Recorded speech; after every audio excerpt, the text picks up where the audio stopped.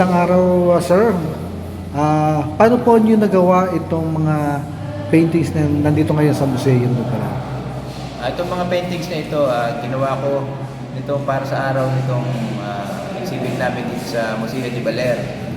So, ang technique na ito tinatawag ito yung impasto. Makapal siya, kung mapapansin niyo, makapal. Oil on canvas siya. So, kung mapapansin niyo ito, puro view.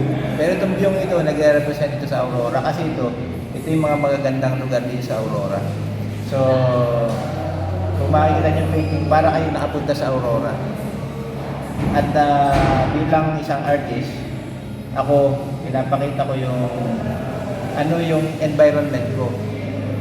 At ano yung pwede kong itulong sa society o dun sa aming community. Isa ito, promotion ng kagandahan ng Aurora. At sana, yung gandang yan ay maproteksyonan din natin. At yan din yung mga, kung mapapansin natin, nature. Yung mga ginagawa ko. Tapos yung contrast, yung ilaw, kung mapapansin nyo kung doon sa banda doon, yung araw, talagang araw. Realistic siyang araw. Yung ibig sabihin ay totoong araw. At kung yung makita nyo yung bato, talagang matigas. At yung tubig, malambot. Malambot yung tubig, matigas yung bato. Yung araw ay maliwanag talaga. So yun yung nire-represent itong mga painting ko. Ano mga lugar po yan? Ito po ay Ampere, Ampere? Dipakulaw sa Aurora. Ampere, Dipakulaw. Yan din po is Ampere sa Dipakulaw. Ito naman po yung tinatawag naming dito sa may buhangin, dito sa may sabangan. Kapag kaya tayo na ilog siya pero nagkatabi siya ng tawag dito ng dagat. Yan ay sunset. May buhangin na ito naman digisit sa Baler.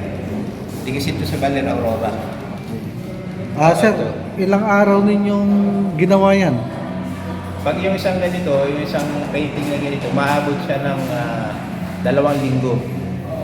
Kasama yung mga pagpapatuyo noon. At yung mga ganito, mga 1 linggo naman yung maliit na ganito.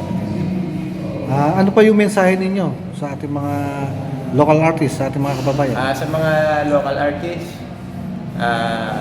wag lang kayong sumuko at ipakita ninyo ang kagalingan ninyo at yung inyong idea o yung inyong kakayanan ay gamitin ninyo sa magandang paraan. Kasi ang isang artist ay pwedeng mag-influence dahil meron tayong power to communicate. Kaya yun, gamitin ninyo na maayos sa ikagaganda ng ating community. One more picture po.